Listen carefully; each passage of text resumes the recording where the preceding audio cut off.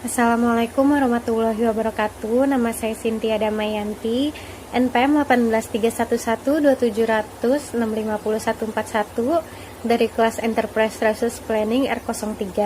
Di sini saya akan menjabarkan rangkuman dari bab 9 hingga bab 15 untuk memenuhi nilai tugas 2. Untuk bab 9 yaitu Marketing Information System.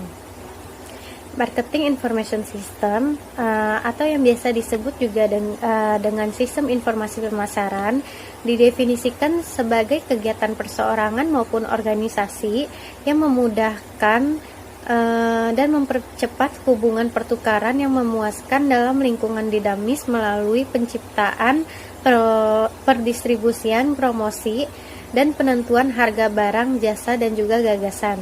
Sistem informasi pemasaran selalu digunakan oleh bagian pemasaran untuk memasarkan produk-produknya. Sistem informasi ini merupakan gabungan dari keputusan yang berkaitan dengan strategi pemasaran yang terdiri dari campuran unsur-unsur yang dinamakan bauran pemasaran yang dikenal sebagai yang pertama ada produk, yaitu apa yang dibeli pelanggan untuk memuaskan kebutuhannya. Yang kedua ada tempat, berhubungan dengan cara mendistribusikan produk secara fisik kepada pelanggan. Yang selanjutnya ada promosi, yaitu berhubungan dengan semua cara yang mendorong penjualan. Serta yang terakhir ada harga produk yang terdiri dari semua yang berhubungan dengan apa yang dibutuhkan oleh pelanggan. Nah, yang selanjutnya ada hal-hal yang diperhatikan, yaitu ada pemberian diskon, order tidak langsung, yang dilakukan setelah quotation diberikan. Selanjutnya ada pertanyaan terkait dengan tanggal pengiriman pada saat customer mau melakukan sistem order. Dan yang terakhir ada posisi credit limit customer. Selanjutnya ada order filling, yaitu packing list dan shipping labels dicetak pada departemen sales dan diberikan kepada bagian warehouse untuk dilakukan pitching, packing, dan juga delivery. Nah, hal-hal yang perlu diperhatikan yaitu yang pertama, customer menginginkan partial shipment terhadap apa yang tersedia dan sisanya sebagai back order. Yang kedua, customer hanya membeli apa yang tersedia, sisanya dibatalkan dan dibuka melalui order baru. Yang ketiga, customer bersedia menunggu sampai seluruh order terpenuhi untuk menghemat biaya pengiriman. Nah, yang selanjutnya ada accounting and invoicing data dari sales order akan menjadi dasar untuk pembuatan invoice. Nah, kadang-kadang koreksi terhadap invoice diperlukan terkait dengan partial shipment ataupun perubahan lainnya. Nah, terkait dengan perubahan pada sales order itu sendiri. Selanjutnya ada payment and returns, yaitu customer yang akan membayar di bawah 10 hari mendapat diskon 2%. Nota debit dari customer terkait dengan retur merupakan klaim produk cacat yang juga perlu menjadi sebuah perhatian. Selanjutnya ada sales and distribution pada ERP, yaitu sistem ERP dapat meningkatkan proses terkait dengan sales order process karena menggunakan database terpusat sehingga dapat mengurangi tingkat kesalahan entry dan meningkatkan akurasi informasi secara real time bagi semua user. Dan juga sistem ERP ini juga dapat melakukan track terhadap seluruh transaksi seperti invoice, packing list, RMA number, dan juga pembayaran. Nah, selanjutnya ada event pada SAP ERP. Yang pertama yaitu ada pre-sales activity. Nah, activity pre-sales juga meliputi kegiatan marketing seperti menghubungi customer melalui telepon, kunjungan, dan juga surat menyurat. Yang kedua ada sales order processing, yaitu serangkaian aktivitas yang dilakukan untuk mencatat sales order. Nah, pada saat sales order processing dicatat, item yang dipesan, harga jual, dan juga kuantitas. Nah, selanjutnya ada inventory searching, yaitu ketika pencatatan order, sistem memeriksa catatan perencanaan produksi apakah material tersedia dan dapat dikirim pada tanggal yang diinginkan oleh konsumen itu. Nah, selanjutnya ada delivery. Delivery berarti melepas dokumen kepada warehouse untuk melakukan picking, packing, dan juga pengiriman order. Nah, proses pengiriman ini dibuat sehingga aktivitas warehouse dapat efisien seperti kombinasi order yang sama untuk picking, pengelompokan order berdasarkan metodenya dan juga tujuannya. Selanjutnya ada billing, yaitu sistem yang membuat invoice berdasarkan data sales order ke dalam dokumen invoice. Dan yang terakhir ada payment, yaitu ketika customer melakukan pembayaran itu dicatat pada sistem ERP melalui debit cash dan juga kredit. Selanjutnya yaitu bab 10, proses produksi dan juga SCM. Tujuan dari produk planning yaitu menjadwalkan produksi secara ekonomis sehingga perusahaan dapat mengirimkan produk kepada customer sesuai dengan tanggal yang dijanjikan dalam arti yang paling efisien.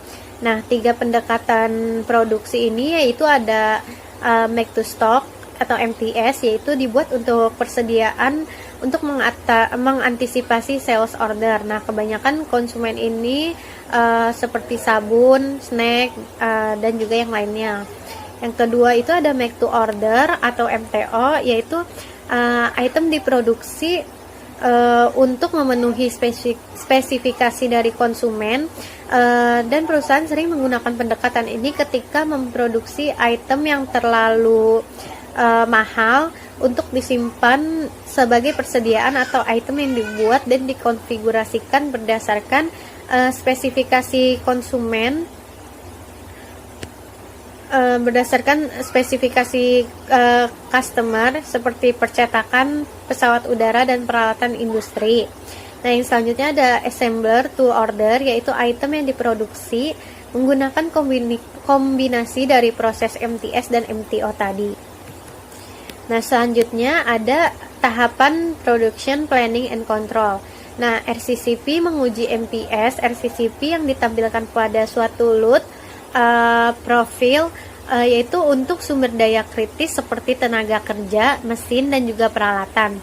Nah, kapasitas gudang, kapasitas pemasok, dan juga sumber daya keuangan. Nah, CRP ini yaitu penentuan kapasitas yang dibutuhkan sesuai hasil MRP. Modifikasi dilakukan dengan lembur, perubahan routing maupun subkontrak jika kapasitas yang dapat digunakan tidak mencukupi meskipun telah melakukan modifikasi, maka perubahan MPS tetap perlu dilakukan.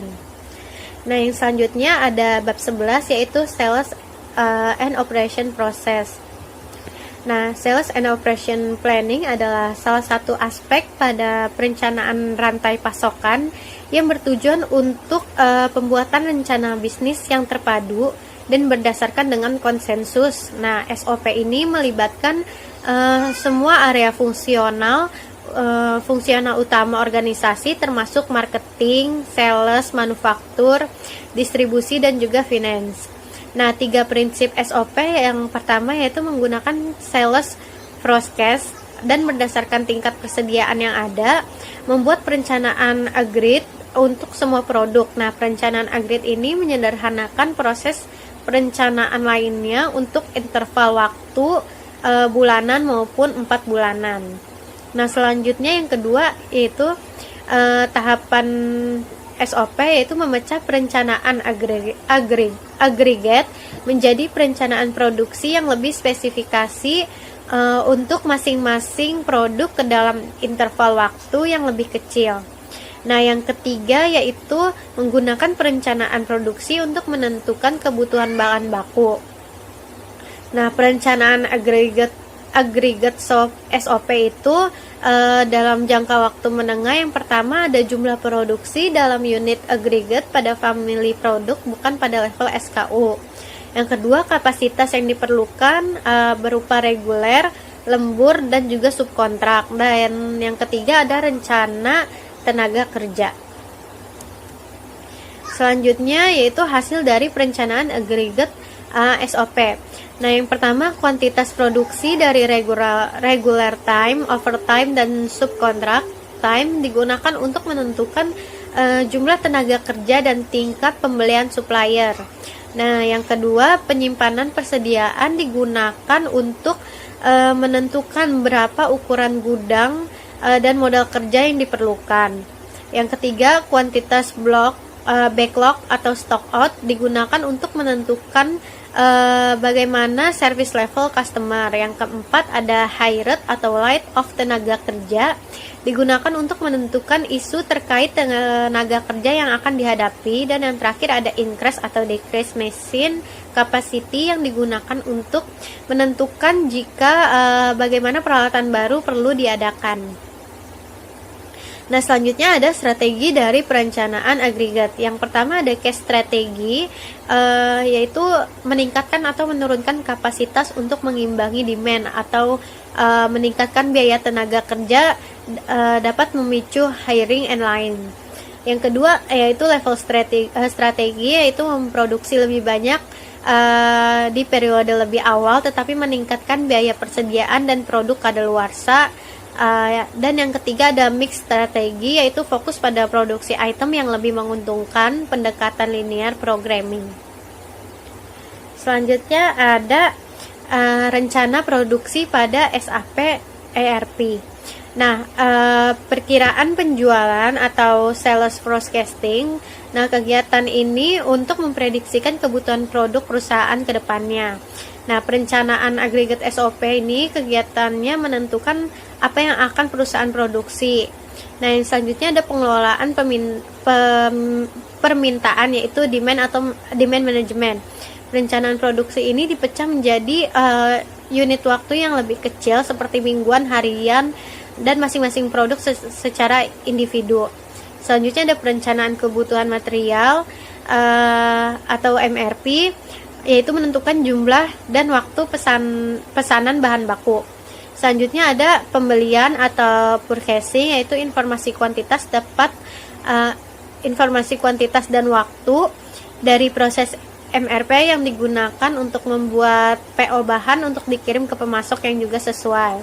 Selanjutnya ada penjadwalan detail, menggunakan perencanaan produksi pada tahap demand management untuk detail dari jadwal produksi. Selanjutnya ada produksi, yaitu menggunakan jadwal produksi untuk mengatur operasi harian. Yang selanjutnya ada bab 14, ada material recruitment process atau MRP.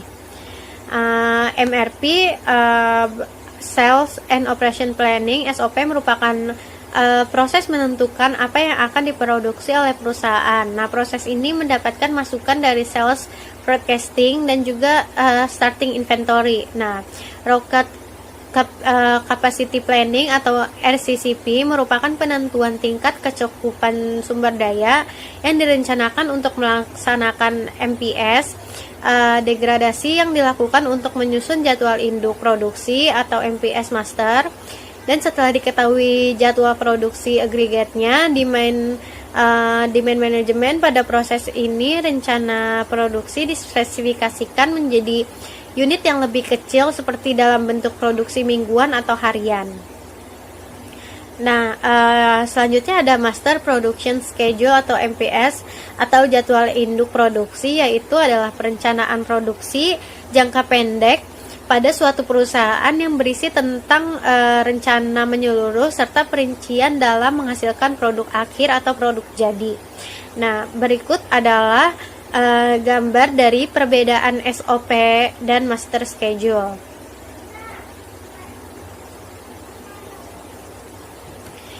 Selanjutnya ada material recruitment planning, yaitu suatu teknik atau metode pengendalian persediaan untuk produk dengan permintaan dependen yang bertujuan untuk menjamin tersedianya daftar kebutuhan material, item, atau komponen lainnya pada saat dibutuhkan, sehingga mampu terpenuhi saat jadwal produksi.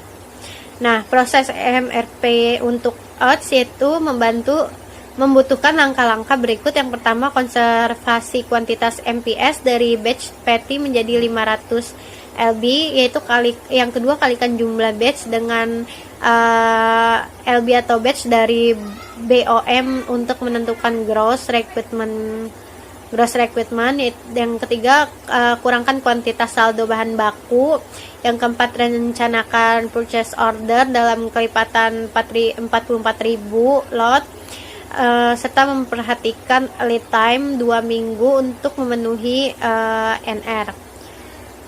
Selanjutnya ada schedule receipt adalah PO yang telah disampaikan kepada supplier dan terjadwal untuk tiba pada tanggal tertentu. Yang selanjutnya ada proses MRP, menghitung plan order, yang mana order harus dilakukan ke supplier untuk mencegah kekurangan bahan.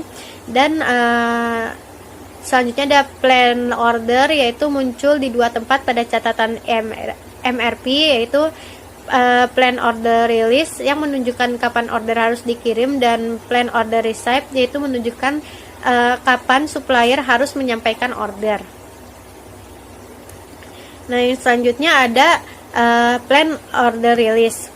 Nah, plan order adalah rekomendasi dari proses kalkulasi MRP terhadap material yang harus dipesan atau diproduksi untuk memenuhi MPS. Nah, plan order harus dikonversi menjadi purchase requisition sebelum departemen pembelian memulai proses pembuatan purchase order.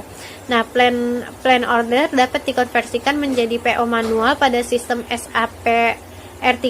Sekelompok dari plan order dapat dikonversikan menjadi PO.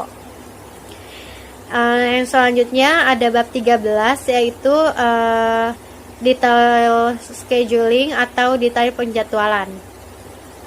Detail penjadwalan digunakan untuk menentukan sumber daya dan tanggal atau waktu untuk melakukan operasi dengan mempertimbangkan ketersediaan sumber daya dan juga produk. Nah, detail schedule ini adalah proses yang rumit. Detail schedule untuk semua order dihitung berdasarkan routing files, load size, dan juga work center files. Scheduling sering terkait dengan balance antara long production running, short production run, scheduling, rescheduling, dan yang terakhir ada delocating. Nah, selanjutnya ada slide yang selanjutnya, yaitu perbedaan discrete manufacturing dan repetitive manufacturing. Yang pertama ada discrete manufacturing, yaitu produksi berdasarkan pesanan.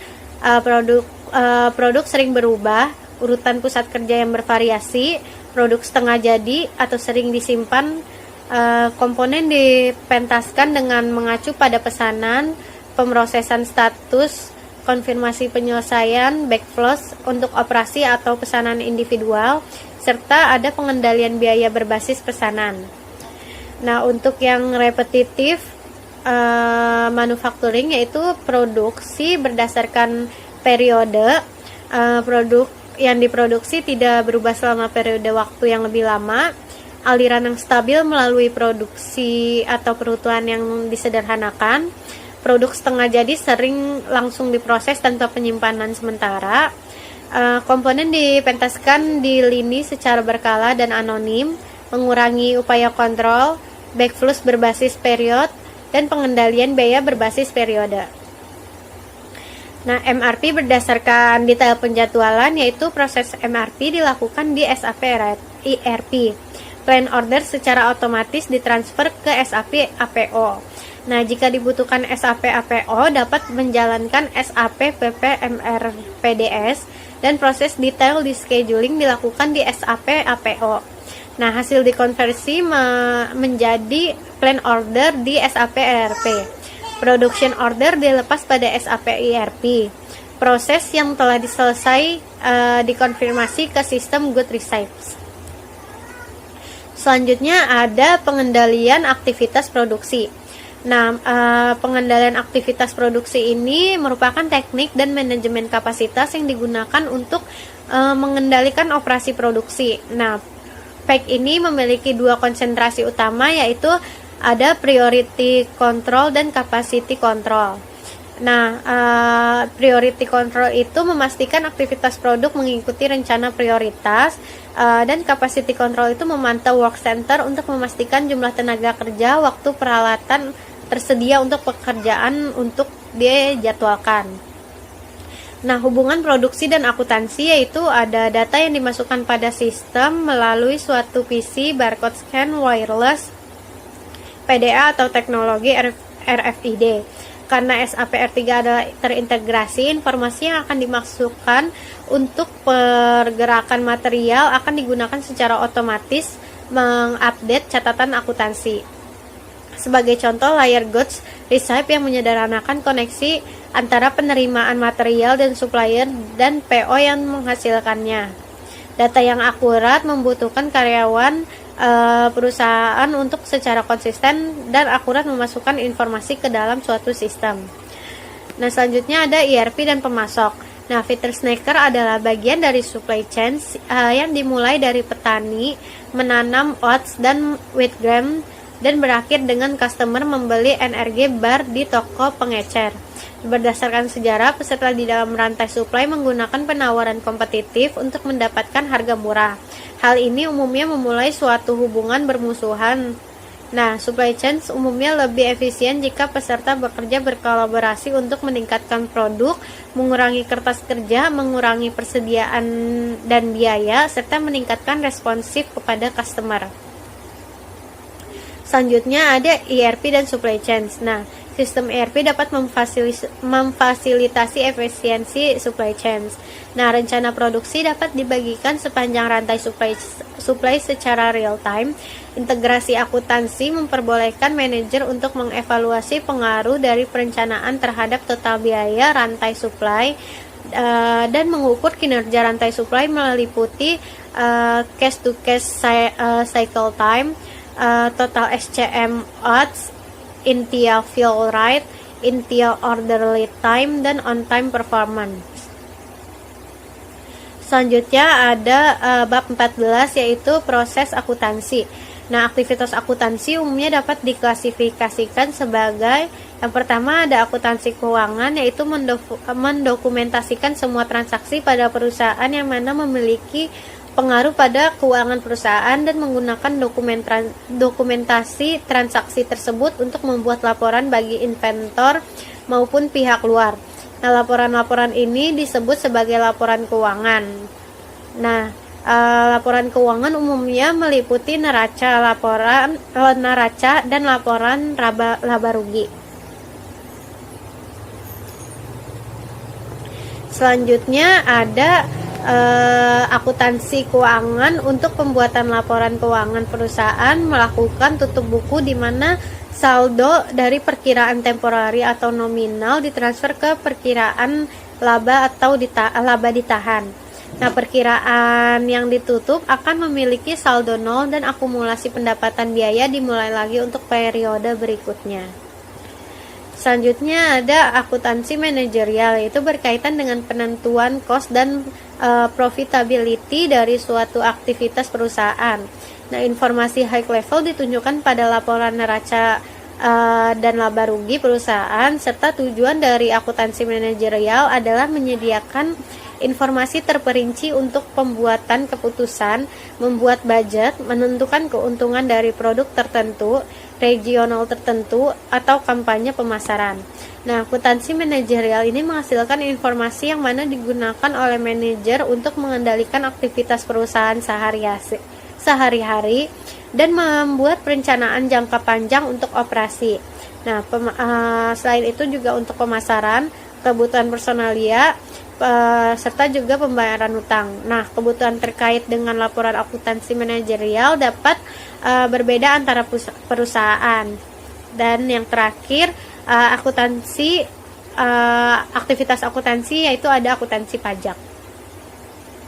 Selanjutnya ada manfaat ERP, yaitu salah satunya manfaat dari sistem informasi terintegrasi adalah informasi ini dapat penyederhanaan proses dari tutup buku dan penyiapan laporan keuangan, serta staf akuntansi tidak perlu menggabungkan dari dua berbagai sistem yang berbeda karena semua data yang diperlukan tersedia pada sistem terpusat. Nah, pada SAP ERP, laporan neraca adalah laporan dalam bentuk database sehingga mudah dihasilkan pada setiap saat karena laporan dibaca dari tabel database dan selalu up to date.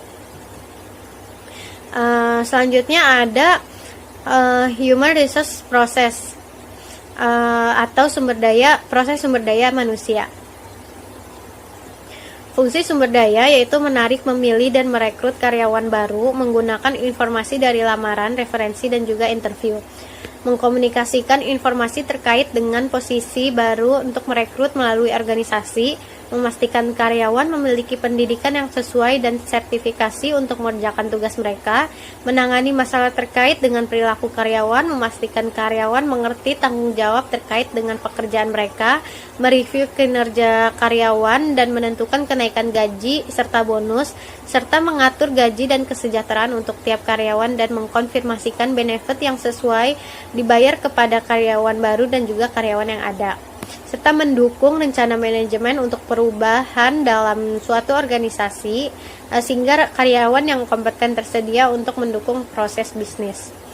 Nah, selanjutnya ada proses rekrutmen. Departemen mengajukan kebutuhan tenaga kerja ke bagian HR untuk mengisi formulir lowongan yang meliputi informasi posisi jabatan, kualifikasi, sifat jabatan, kapan dibutuhkan, serta berdasarkan informasi tersebut bagian HR akan mengajukan kepada pimpinan perusahaan untuk mendapatkan persetujuannya.